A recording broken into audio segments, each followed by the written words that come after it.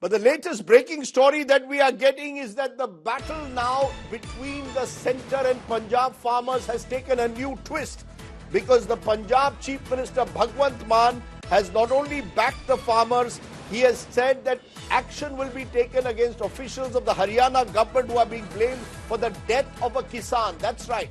A Punjab farmer died in the agitation today, and the blame is now being heaped on the Haryana government and the Haryana Police in particular, which is alleged to have resorted to tear gas shells during those protests. The Chief Minister of Punjab has said, why is Haryana blocking the farmers? Why are the farmers not being given space in Delhi to protest? While the farmers have paused their Delhi march now for 2 days, clearly a new twist added with the Haryana government or the Haryana police being blamed now for the death of a Punjab farmer. Listen in first to Bhagwant Mann. पर्चा भी होगा postmortem तो बाद पर्चा करके जांच करांगे ते ਜਿਹੜੇ ਅਧਿਕਾਰੀ ਜਾਂ ਜਿਹੜੇ ਜ਼ਿੰਮੇਦਾਰ ਨੇ ਸ਼ੁਭ ਕਰਨ ਦੀ ਮੌਤ ਦੇ ਉਹਨਾਂ ਨੂੰ ਸਖਤ ਤੋਂ ਸਖਤ ਕਾਰਵਾਈ ਦਾ ਵੀ ਸਾਹਮਣਾ ਕਰਨਾ ਪਊਗਾ, ਕਿਉਂਕਿ 2 ਕਿੱਲਿਆਂ ਦਾ ਮਾਲਕ ਸ਼ੁਭ ਕਰਨ ਕੋਈ ਫੋਟੋਆਂ ਖਿਚਾਉਣ ਨਹੀਂ ਆਇਆ ਸੀ, ਕੋਈ ਵੀਡੀਓ ਬਣਾਉਣ ਨਹੀਂ ਆਇਆ ਸੀ, ਉਹ ਆਪਣੇ 2 ਕਿੱਲਿਆਂ ਨੂੰ ਬਚਾਉਣ ਆਇਆ ਸੀ ਜਾਂ 2 ਕਿੱਲਿਆਂ ਦੀ ਕਮਾਈ ਦਾ ਮੁੱਲ ਜਿਹੜੀ ਫਸਲ ਹੈ ਉਹਦਾ ਮੁੱਲ ਮੰਗਣ ਆਇਆ ਸੀ। ਇਸ ਮਾਮਲੇ 'ਚ ਪੰਜਾਬ ਸਰਕਾਰ ਬਿਲਕੁਲ ਕਿਸਾਨਾਂ ਦੇ ਨਾਲ ਖੜੀ ਹੈ। I want to go straight across to my correspondent in Chandigarh. Our correspondent in Chandigarh there is Kamaljeet Sandhu, tracking every move. Kamaljeet, it seems now open war between these two states. The Chief Minister of Punjab saying he will act against Haryana government officials whom he is blaming for the death of a farmer. Can you give us more details about exactly what is the explanation for the death of this farmer? You know, the farmers were gathered at Shambhu border and in Khanauri, and this is where there was a lot of protests happening there in Khanauri border, where it seems that there were some gunshots fired, and we've been told that some rubber bullets were used. So let me tell you that once this entire thing happened, at least 13 farmers were injured. Some of them were rushed towards Patiala. Shubh Karan was brought dead to the hospital, all of 21 years of age, from Maud in Bhatinda. And obviously there has been a lot of controversy regarding this. All the opposition leaders, including Pratap Singh Bajo, who is saying that Anil Vij should be booked, especially because the Home Ministry is responsible, and that is the Haryana's Home Ministry, and saying they've crossed the line, entered the territory of Punjab and shot at the farmers. Today in the evening, however, we heard Bhagwant Mann speak, and obviously he did not miss any words. He said we would not been stopping the farmers. They wanted to go ahead to Delhi, but this is where there has been an excess use of force. What he said is, after the post-mortem is done, and remember that is when it will be known as to what was the main cause of his death, that is when there would be action taken. And obviously there has been a question mark even coming as far as Punjab Police is concerned, because many said they did little to stop or resist the farmers from going ahead with their march towards Delhi. Meanwhile, it seems there has been a certain escalation. As soon as the news of the death spread, the senior farmer leaders marched towards the Shambhu border, and that is where more tear gassing was done. So for now, at this point of time, for 2 days, the SKM seems to have called this off. Tomorrow, there's a big meeting in Chandigarh where they will decide the next future course of action. But clearly, tensions rising as there's one casualty now. And obviously, Punjab Chief Minister saying they will look into all the circumstances and act on the officials who are behind this killing. Right. Just to tell our viewers, remember, you have a Aam Aadmi Party government in Punjab, you have a BJP government in Haryana, and that adds another dimension to this conflict. Kamaljeet Sandhu, appreciate you joining us. Just to also put in context, the farmers, many of them Sikh-led unions, farmer unions, were today back on the street with 1,200 tractors on the Shambhu border, which is on the Punjab-Haryana border, planning to move towards Delhi. And while they may have put a pause to their Delhi Chalo Andolan for now, the scenes that took place this morning will clearly haunt them. The police, Haryana police, firing tear gas shells at them to impede their advance beyond the Haryana border. Clearly, this is a situation that is now tense and could escalate once again. What exactly transpired, and why are the farm unions determined with their 1,200 tractors to take to the streets and come towards Delhi? It's our top story.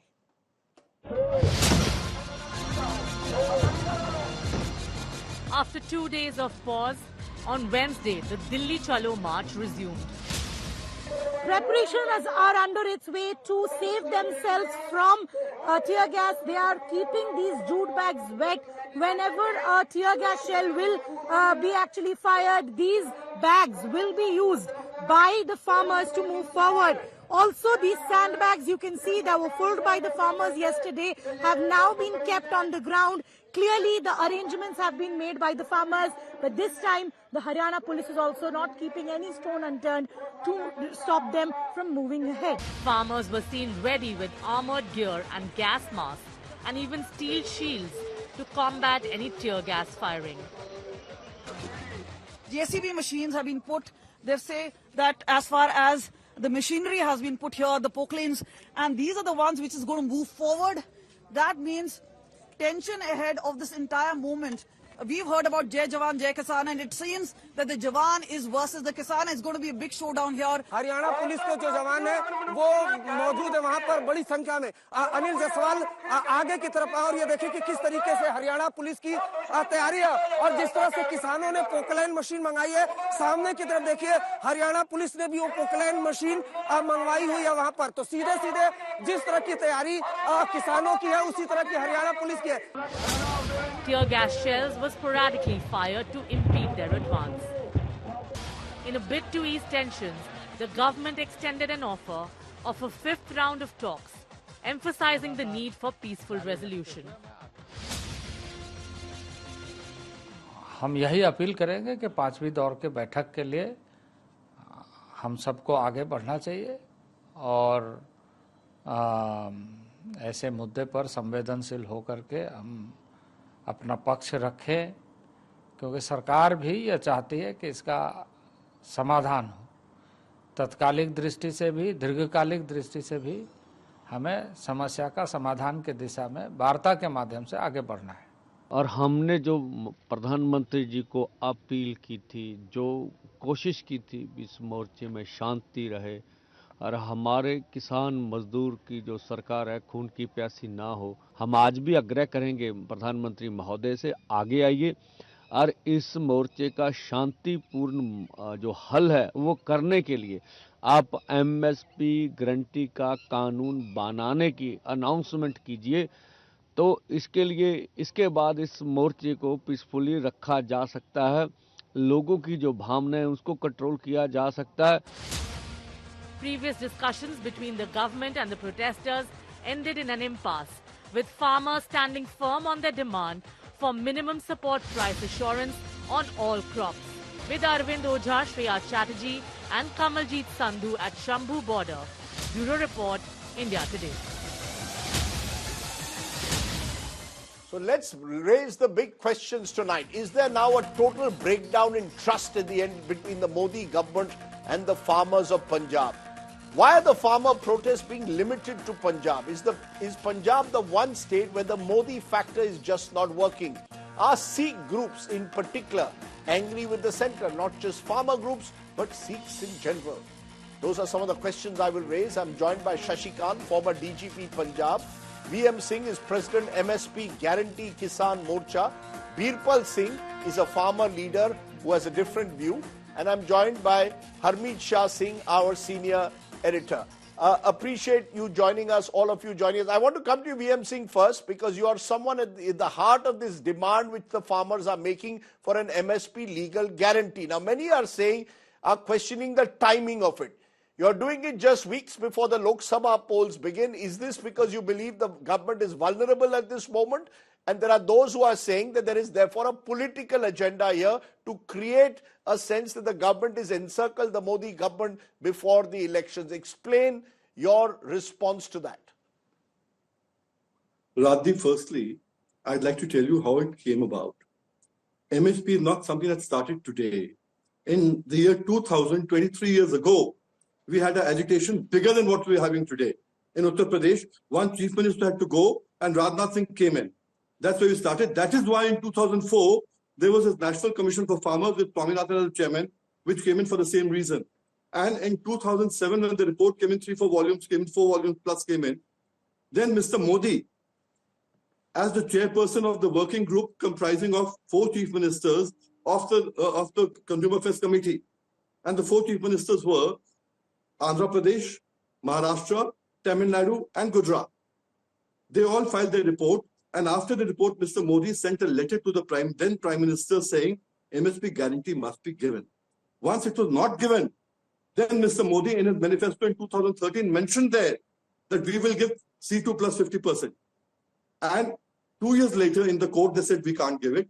Therefore, we had a congregation. I mean, we had, the Morcha has about almost 250 Sangatans today, which are together.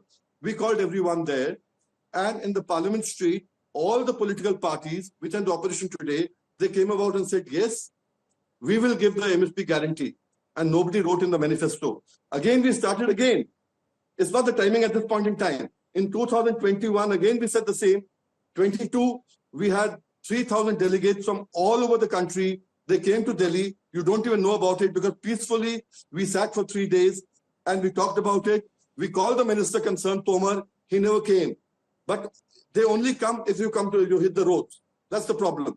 In 23 again, the whole thing. No, but why again. now? No, So therefore the timing Mr. today, VM Singh, you've given, sir, I take your point that this has been an issue which has been bubbling for years. But now that the farmers have hit the streets once again, and particularly farmers from Punjab, many of them leaders from the Sikh community, how should I see the timing of what you've done? That you've chosen this month of February, weeks ahead of the general election.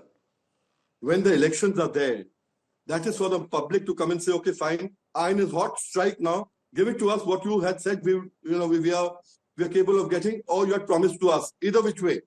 Now the point here is, it's not the Sikh people of Punjab alone. They started the thing, whether there are 10 organizations or 20 organizations.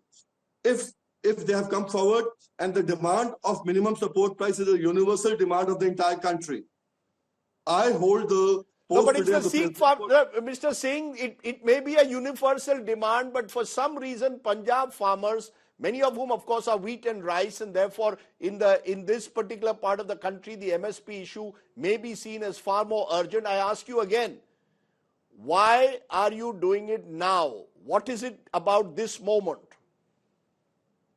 Why not? Today, the manifestos have to be made. Everything has to be done. What you had said in the 2014 manifesto, walk the talk now. Just to remind them that, okay, you had, and what they are saying as such is different, that they got up in 21, 22, after I walked out after 26th of January. They said, we still continued, and the government promised to us and committed that they'll give it to us. They haven't given it. We are just reminding the government, please give it. Walk the talk, nothing else. What's the problem in that, Rajdeep? I don't understand that. Okay, you're saying this is the time to walk the talk. Birbal Singh, आप किस तरह से देखते हैं? क्या आप मानते हैं कि एक तरह से केंद्र सरकार ने जो आश्वासन दिए थे किसानों को 2020 के आंदोलन के बाद, अब किसान कह रहे देखिए हम 2 साल रुके हुए हैं, अब जैसे वीएम सिंह कह रहे हैं ये सही समय है, चुनाव आ रहा है, आश्वासन दिए थे, क्या हुआ उन आश्वासनों का? देखिए, मैं आप तो पहले तो आपके चैनल के दर्शकों को सभी को बहुत ही दुख के साथ बताना चाहूंगा, जैसे कि आपने बताया है एक किसान भाई की डेथ होगी, ये मुझे सुनकर बहुत दुख लगा है। और मैं तो भगवान से प्रार्थना करता हूं कि पहले उसकी आत्मा को शांति मिले और स्वर्ग में उसको स्थान मिले। ऐसा नहीं होना चाहिए था। अब मैं आपके पॉइंट पे कहूंगा, देखिए ये आंदोलन जैसा कि मेरे भाई वीएम सिंह जी बोल रहे हैं कि लगभग 23 साल पुराना है। 23 साल पुराने का मतलब किसान भाई पहले से ही डिमांड करते आ रहे हैं कि हमको एमएसपी मिले। ठीक है, कोई चिंता की बात नहीं थी, लेकिन अब इनके कहने पर उस समय जो सरकार थी, यूपीए की सरकार, उन्होंने एक स्वामीनाथन आयोग का कमीशन बैठाया। उन्होंने अपनी 2006 में रिपोर्ट दे दी और वो रिपोर्ट ठंडे बस्ते में रख दी गई। वो लगभग 10 साल तक 8-9 साल तक ठंडे बस्ते में रखी गई। और जब भाइयों ने डिमांड करी उनसे कांग्रेस की सरकार से कि हमारी एमएसपी दीजिए। अब तो डॉक्टर स्वामीनाथन की रिपोर्ट बहुत पहले से आ चुकी है। तो उन्होंने क्या कहा, ये रिपोर्ट आपकी जो रिक्वायरमेंट है हम पूरी नहीं कर सकते, एमएसपी नहीं दे सकते। यदि हम ऐसा करेंगे तो इन्फ्लेशन बढ़ जाएगा।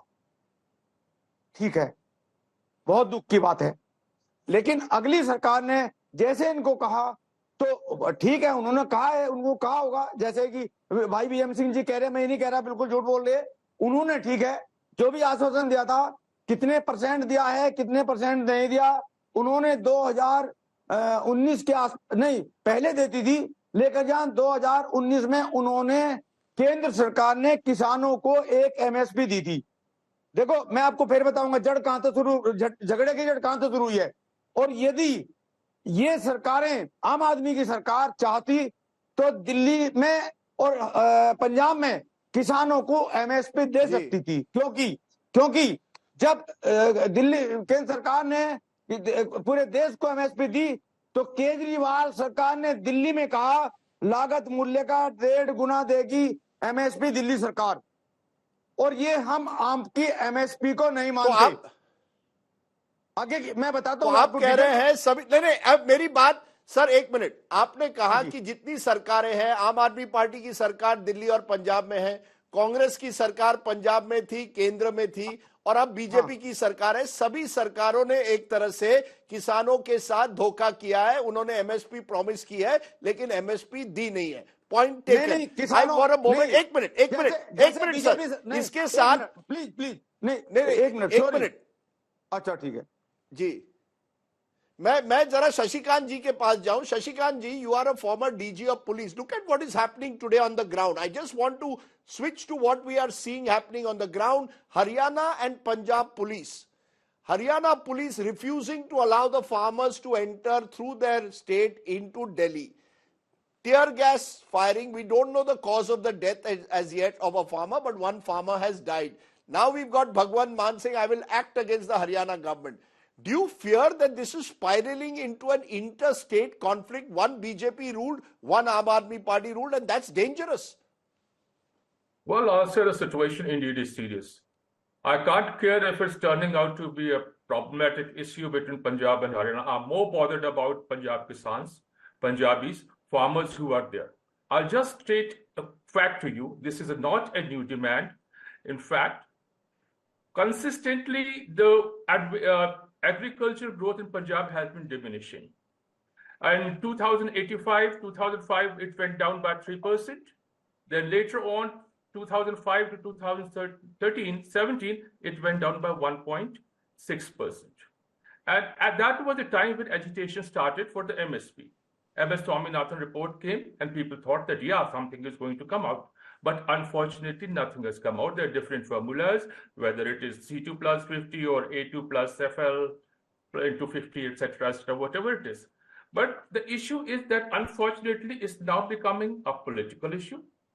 It was basically an agrarian issue plus economic issue. I'll take you to a few years back. In 2020, 257 Punjabi farmers, they committed suicide. 2022 itself, 14. Farmers are under immense debt. They are not getting any money. Youth are going abroad. We are using this migratory labor from various states, which is again escalating the cost of the production.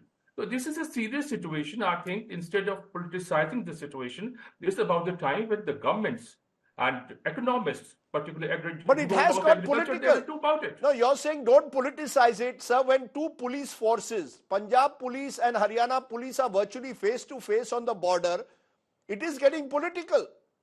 That's why I said it's becoming political. That's why I'm saying don't politicize it. I can't care less about Punjab and Haryana. I'm worried about our Punjabi, our farmers who are there, who are facing this tear gas shells and who are being sort of, they are being stopped there, which is again, confinement is again an IPC offense. Lots of illegal things are happening. Punjab and Haryana, let them fight in the table or whatever they want to. But our farmers, our Punjabi farmers, who have been andata, they were andata, and now what's their plight? Look at their plight, what they are reduced to now. Thank you. You know, you're saying that look at the plight of the Punjab farmers, but Harmeet Singh, there's another unfortunate narrative also, or unfortunate meaning ominous narrative, which is playing out, that these are Sikh farmers who are hitting the streets. Why are farmers in other parts of the country not hitting the streets? Sikh farmers are hitting, and you know what happened in 2020-21 when some of them were dubbed Khalistanis. That gave it another dimension. How worrying is this, Harmeet, that this entire issue now is getting tied into the notion of Sikh identity? First of all, according to you, are these all Sikh farmers? Should we see them as Sikhs or farmers of Punjab? The fact that, the agrarian crisis, which is a chronic issue, and we are discussing it as a matter of Punjab farmers and particularly Sikh farmers, that fact is a problem. And here's something which I would like to point out, that agrarian crisis is happening for the last 30 years or so, but nobody is really bothered about it, and it's not limited to Punjab. It's a countrywide issue. Now, in Punjab, we have two main crops, wheat and paddy, but the credit goes to Punjab farmers who are fighting for all 23 crops on which MSP is there, but there is no guarantee that you will get an MSP. So they are in fact fighting for the farmers of the entire country. But unfortunately, a narrative has been built that, these turban-wearing Sikhs, these Sikhs with a flowing beard, this is a narrative, and there is an ecosystem, and it's a very well-oiled ecosystem. I'm not talking about the top BJP leadership, but an ecosystem is there, which is in place, which creates this impression all over the country that these people are Khalistanis, these people are separatists, worse, these people are terrorists. I mean, there is no distinction between a Khalistani separatist or terrorist. So everything is done, and sort of a noise is created in which, the Sikh community feels insulted, deeply insulted. And this is the perception that this has never happened before. Yesterday, Rajdeep, we heard someone saying in West Bengal, equating the notional Khalistan with Pakistan. And I can recall here that, when I was a child in the early 1980s, we used to hear these slogans whenever there was a protest in Punjab over natural resources. Kanga kada kacha kripan inko bhejo Pakistan, neeli peeli rehn nahi deni, sasri kaal kehn nahi deni. What's the difference? What has changed in the past 40 years? The mentality remains the same. That was Congress rule. Now there is no Congress rule here, but the mentality remains the same, and that's what probably has alienated Sikhs from the ruling elite. I'm looking at those pictures yesterday of a West Bengal policeman who alleges that he was called a Khalistani by a BJP leader simply because he wore a turban. That's the danger of what is playing out at the moment. And that is why this is becoming so dangerous. If farmers protesting, because many believe that the average size of holding has declined to 2 to 3 acres, farmers take the production risk, don't have the strength for marketing risk, hit the streets, and they are dubbed Khalistanis. VM Singh, I want to know from you, how would you describe the farmer unions protesting? Are they to be seen as Sikh farmers? Are they to be seen as Punjab farmers, Hindus and Sikhs? Are they seen to be representing farmers of the country? Do they really represent the farmers of the country or their own interests in Punjab? The farmers of the country, as you said very correctly, they have 2 acres, 3 acres. 86% have less than 5 acres of land. Okay?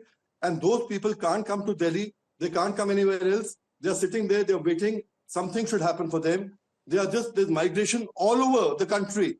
Therefore, MSP guarantee today, what they want is that man does not have paddy, he does not have wheat to sell, who's got 2 acres of land. What he does have as such is, he has vegetables, fruits and milk.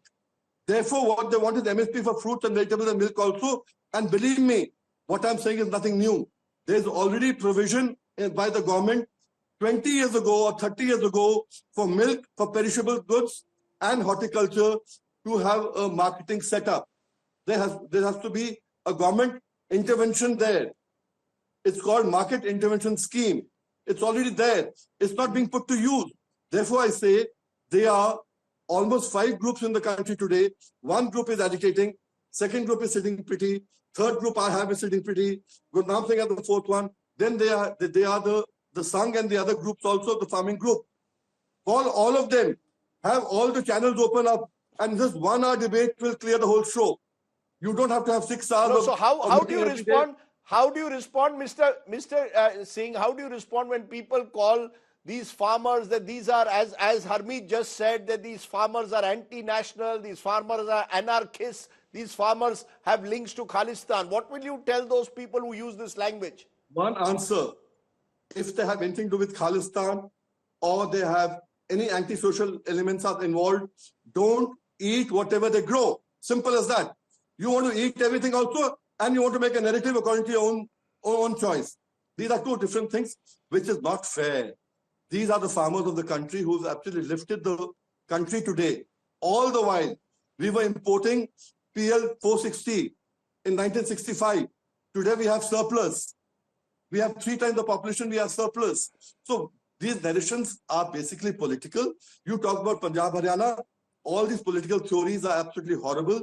You pick up a farmer in Bihar, pick up a farmer in UP, pick up a farmer anywhere, they all want minimum support price. We are not concerned about the other demands that they're talking about. Minimum support price guarantee, okay. The entire lot is with them. Okay, but the fact is the minimum support price is a contentious issue. We've had discussions with the likes of Professor Gulati and others who've suggested that this would put a lot of pressure, according to them, on finances of the center. It can't be a guarantee. But Shashikant, you raised your, Birbal Singh, Shashikant ji, you raised your voice. What troubles you? Yeah. You know, a fellow police officer, you saw what happened in Bengal yesterday as well. Is this worrying, this communal, when a farmer agitation gets a communal twist? It's shocking, it's disgraceful. And let me tell you that in Punjab, most of the farmers, they are just Sikhs. They are Hindus, very few are there who own this land holdings.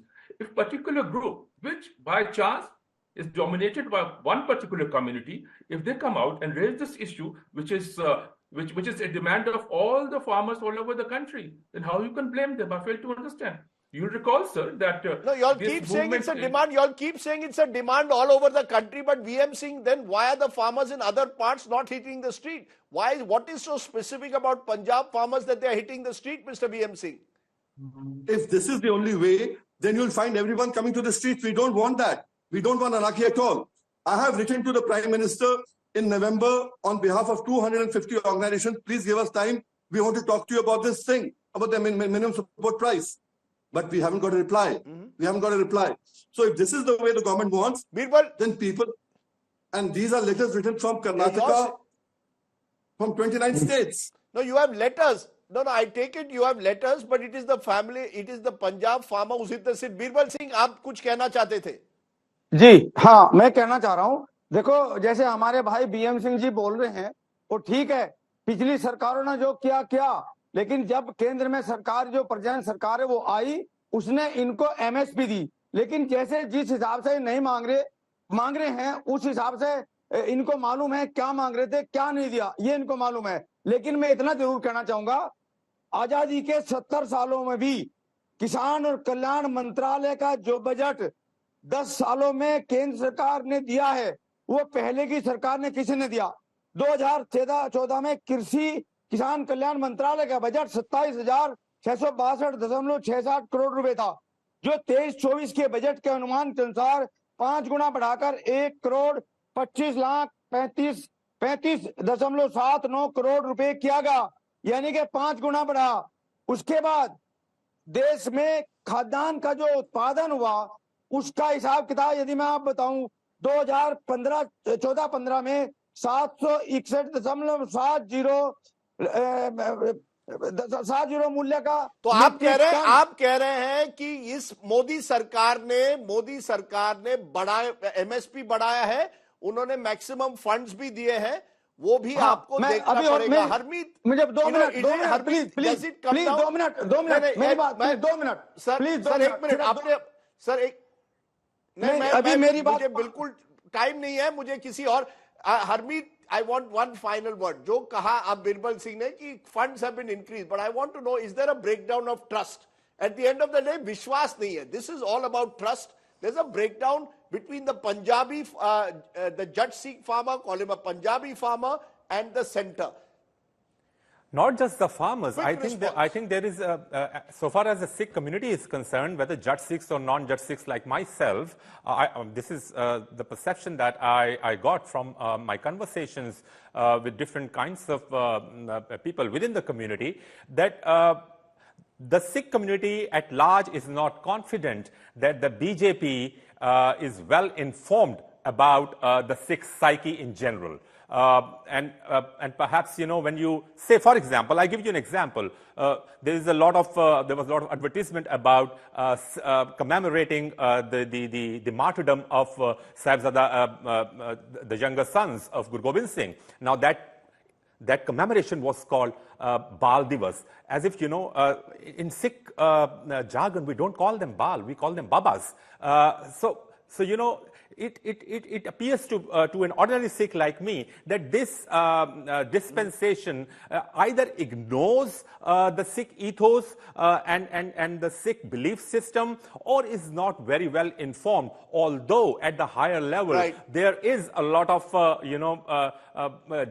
gestures, there are a lot of gestures and symbolism towards the Sikh community. Okay, let me leave it there. Clearly this problem, therefore, is one that needs to be handled very deftly, very sensitively in the border state of Punjab. When you have restiveness in the state, it's a warning signal. Hopefully that trust deficit will be bridged. Otherwise, the kinds of scenes that we've seen today could well get repeated. I appreciate all my guests joining me on my top talking point. Let me turn from there to the top political story of the day. And that's coming from Uttar Pradesh today, where the Samajwadi Party and the Congress have finally stitched an alliance. The India Alliance will now have these two parties fighting the BJP in the 2024 general elections. Akhilesh Yadav today announcing that 17 seats will be given to the Congress. The Samajwadi Party will fight 63 seats. It's the first seat-sharing pact to be officially announced within the India bloc since its inception. Let's go straight across to Moshbi Singh for a quick update on that. Moshbi, I believe Rai Bareli, Amethi will go to the Congress among others, a few seats of Western Uttar Pradesh, but the scenes we are seeing suggest that this is the first alliance. You're back in a way to 2017 when Akhilesh Yadav and Rahul Gandhi had fought an election together. That's right, Rajdeep, and they had failed miserably at that time, and many in the Congress felt that Rahul Gandhi's entire effort of the Kisan Yatra and Ghat Pe Charcha actually was rendered useless by taking in the entire anti-incumbency of the Akhilesh government. We'll have to wait and see whether the alliance really works out well for the Congress party and the Samajwadi Party this time. But as you mentioned, Rai Bareli, Amethi going to the Congress's kitty, they have got reasonably good seats like Amroha, Saharanpur, Jhansi.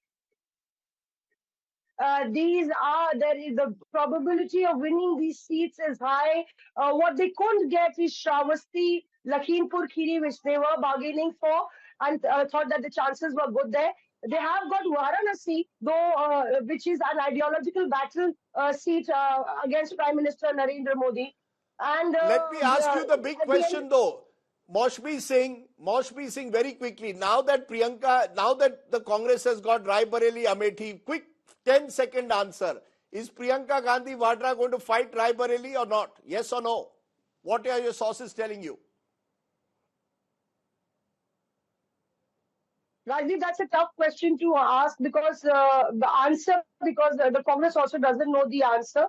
But Jairam Ramesh said that people in Rai Bareli want Priyanka Gandhi Vadra to fight, and this will be a big lose out for Priyanka Gandhi Vadra herself if she doesn't contest the Lok Sabha elections, having already delayed her entry into politics. Okay, let me leave it there. Clearly, therefore, the Congress still not sure whether they are in a position to take on the BJP in Uttar Pradesh. They've got 17 seats, so it's make or break really for the Congress there in Uttar Pradesh. Some sad news today. Fali Nariman, one of the greatest jurists of our time, often seen as a conscience keeper and a Bhishma Pitama of India's judiciary, passed away at the age of 95. Nariman was both a member of parliament as a nominated member by the president and had resigned the very next day after Prime Minister Indira Gandhi declared emergency. He resigned as Additional Solicitor General of the country. Last year, in an interview to me, during the government versus judiciary war over judges' appointments, he had expressed his fears about the judiciary's independence being compromised. I'll be joined in a moment by two special guests to pay tribute to Mr. Nariman. First, listen in to what he had told me then.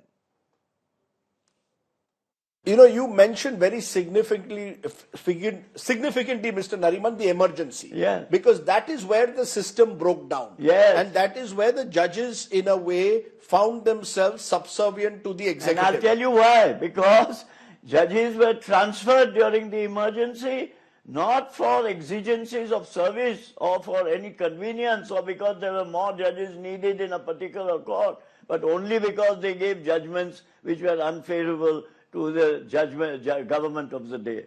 This is how it happened. And that's why the collegium system. That's right. That's the point I was going to come to, that the second judge's case and the collegium came into place because people feared that the excesses of the emergency could not be allowed to be repeated again. That's right. Now when you see what's happening, do you fear that there is another attempt by the executive? Yes, of course I do fear. To go back to the kind of emergency domination of the judiciary? I do fear. That is why I make the suggestion that, I mean, there's no hallmark on the collegium system that we must have this system and nothing else.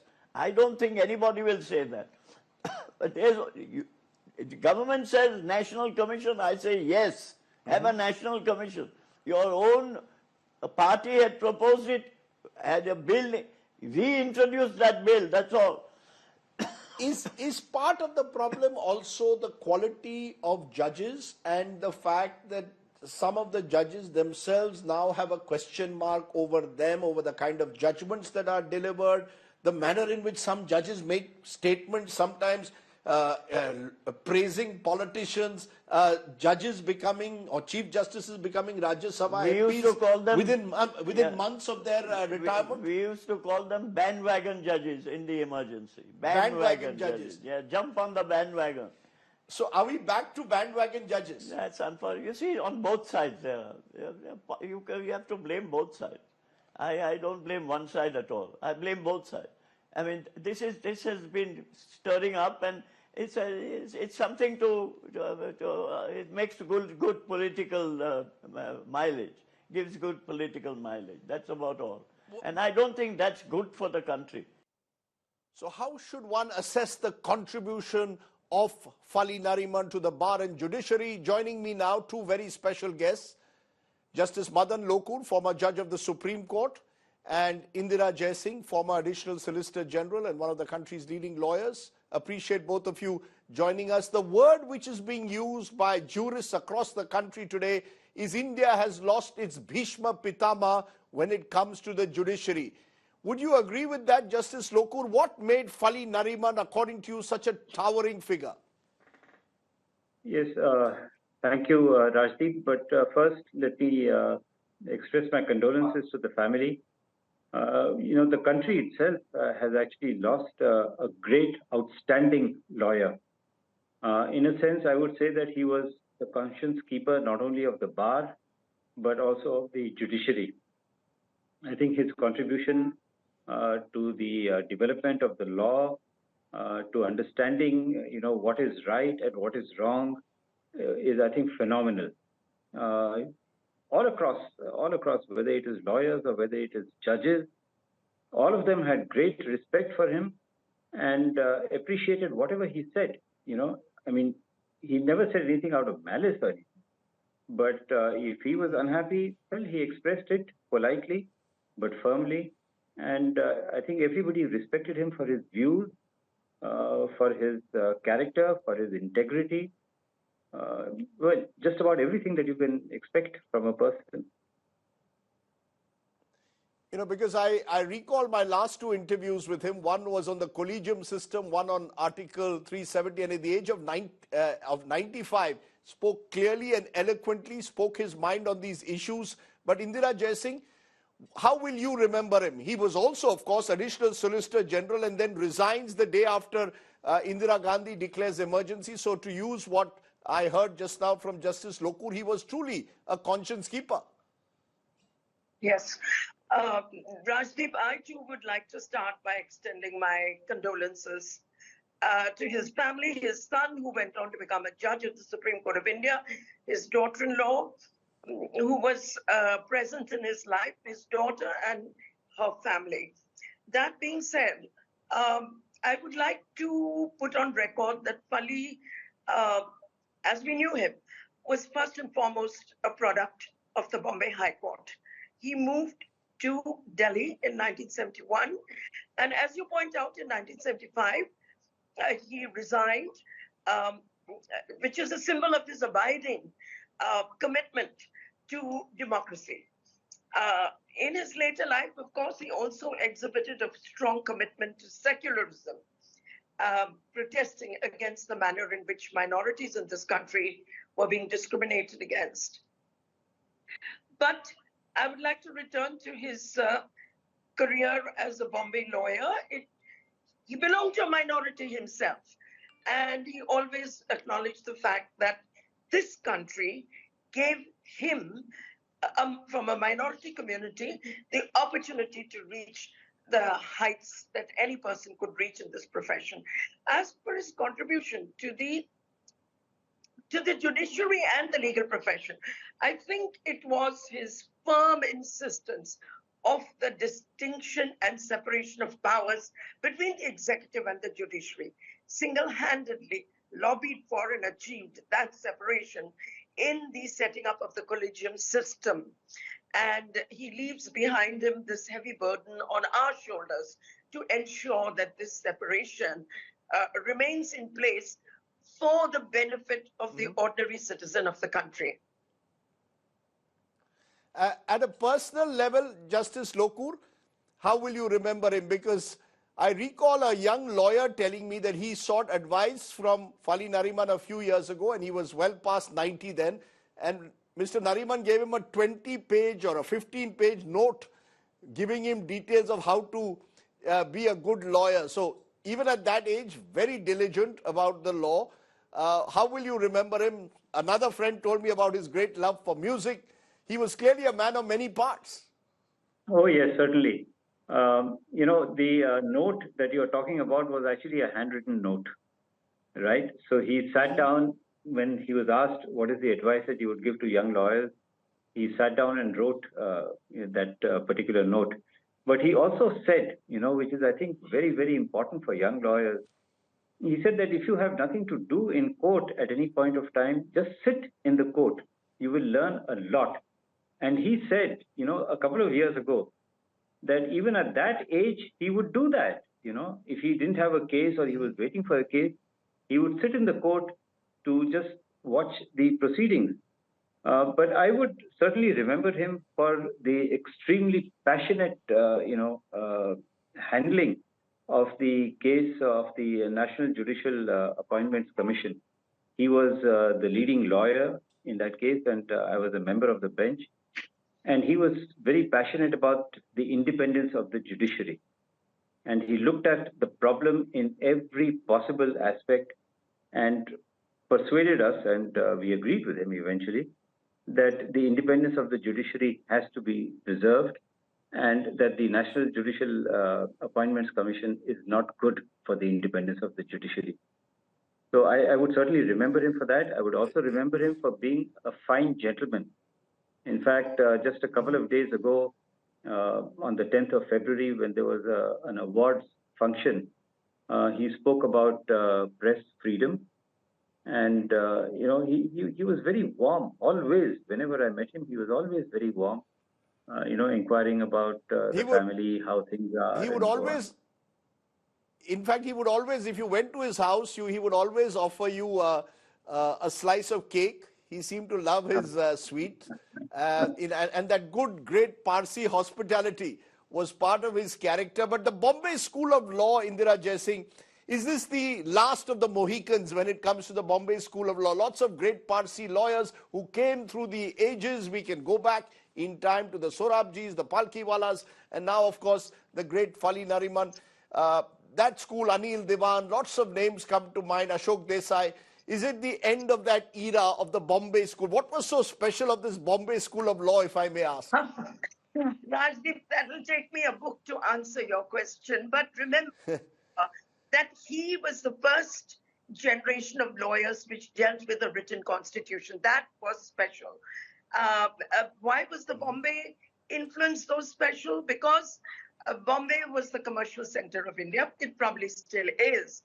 And the Parsi community has always contributed a judge to the Supreme Court of India. Always, always.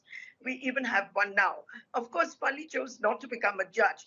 But coming back to the shaping of his career, it happened in the commercial center of India, that is Bombay. And you're very right in saying that era is gone. They were the ones who were the first practitioners of law in an independent India. Fortunately, we still have some of them around, but not the Bombay lot. So it's going to be a loss on many, many, many different dimensions. And I'm sorry, Rajdeep, coming from Bombay as I do, I'm a bit chauvinist about the absolutely meticulous manner in which Bombay lawyers present their case. I do believe it was I'm sorry. I do believe it was... I'm sorry to interrupt. Go ahead. I do believe that the training which we got on what is known as the original side of the Bombay High Court was very special, very specific. And watching Mr. Nariman argue cases in the Bombay High Court way back in the 1970s and 1960s for me was a great learning experience. The meticulousness with the absolute command over the English language and the mastery over English common law as well as constitutional law was something that we are not going to see in a long time to come. Oh, yes. Indira Jaisingh, Justice Madan Lokur, we could go on and on, but even in that brief tribute that the two of you have really played to Fali Nariman, we have lost truly a giant of our times, and I think he really stood for the finest constitutional values that the country has. I appreciate both of you joining me, Justice Lokur, Indira Jaisingh, on this rather sad day. Rajdeep, yes, go ahead. You want to say something? There is a vacuum which is going to be very, very difficult to fill up. We've lost a giant of a man. Rajdeep, absolutely, we've lost a giant.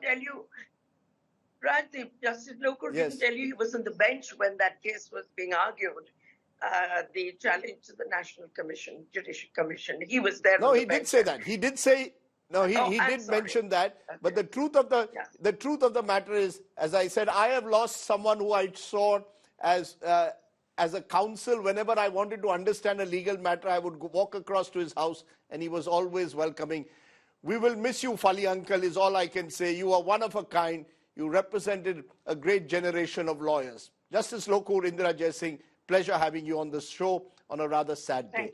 Thank you very much. Thank you. Thank you.